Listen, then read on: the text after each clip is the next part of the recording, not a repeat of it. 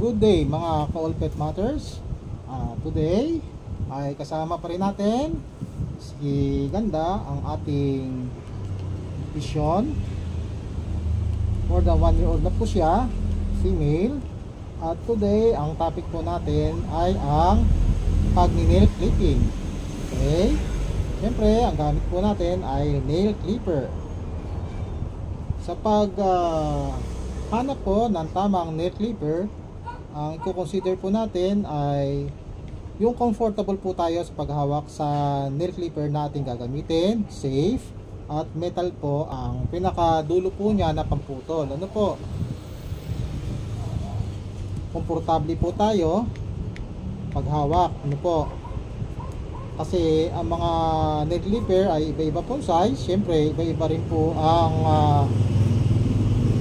kamay po natin, ang dimension. Okay, accordingly kung babae o lalaki, kung matangkad po tayo o hindi, it matters po yung sizes. Kaya pili po tayo ng magandang nail clipper na angkop po at safe gamitin para po sa ating aso at comfortable po natin gamitin. Okay, so ngayon po ay simula na po tayo. Unang-una ay meron pong quick na tinatawag na kulay pink na vein, kung saan iyon po ang pinakadulo ng nail po na dapat natin puputulin. Pero dapat bago po dumating po dun sa quick ay naputol na po natin siya para hindi po siya magdugo, tuloy-tuloy na pagdugo. Okay, kasi kung maputol po natin yung quick, masagad po natin, ay dudugo po siya. Kailangan meron po tayong pang blood stock po. May nabibili po noon in powder form. Okay, so kung halimbawa ay natatakot po kayo na putulin ang kuko ng ating mga alagang aso, ay welcome na welcome po tayo sa ating mga paboritong grooming center. Okay, pero kung kaya naman po natin pag-aralan at konting lakas lang po ng loob, dahan-dahan lang, ay malaking bagay po kasi hindi na po tayo pupunta dun sa grooming center at it will save us time. Okay, so ngayon po ay simulan na po natin. Tapos na po ang konti.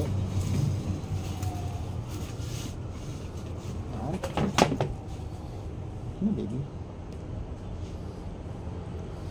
So before anything else, please don't forget to like, share, and subscribe po sa ating All Pet Matters YouTube channel. Ito na po. Okay, dahan-dahan lang. Ideally, mas maganda po na nag-clip po tayo pag bagong ligo ang ating aso para malambot po ang kanilang mga kuko.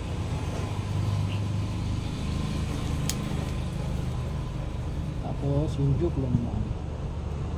Okay. Kaya habang bata po ay sanayin na po natin ang ating alagang aso na give me your paw, para pag magne-clip po tayo ay nahawakan na po natin tong kanyang kamay at i-introduce po natin siya sa nail clipper. Okay, unti-unti po, pwede po tayong gumamit ng string ng spaghetti na hindi pa luto para marinig po niya yung click nung pagputol po sa spaghetti string, para masanay na rin po siya. Okay,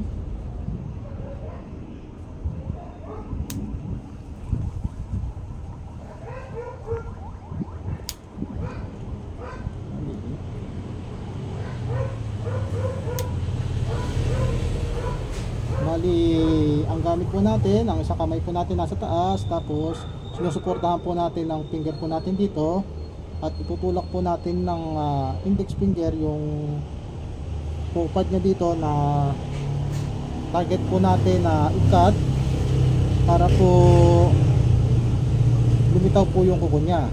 Okay, saka po natin puputulin. Okay? Kung medyo natatakot po kayo ay dahan-dahan lang po, unti-unti. Okay? Hindi po bali medyo mahaba, wag lang po sagad. Okay? Yan.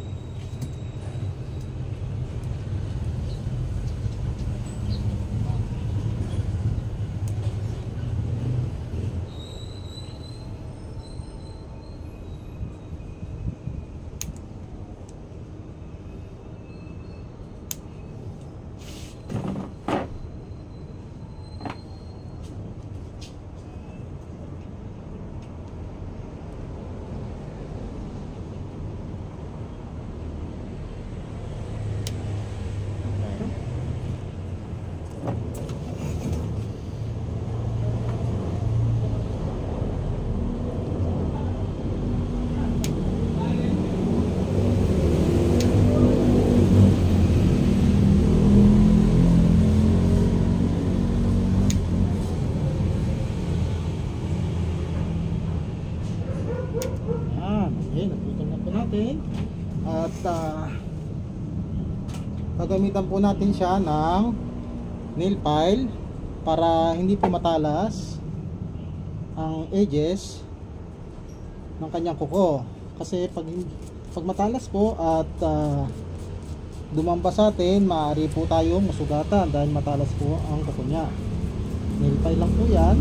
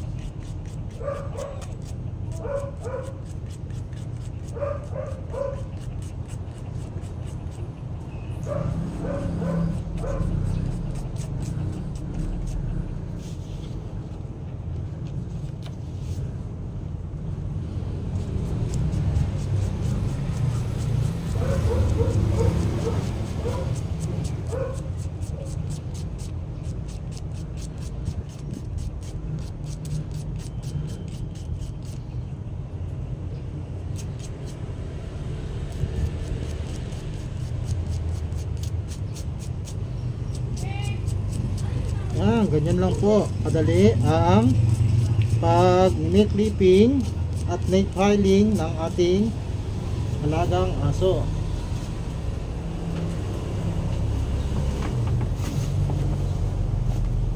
Okay.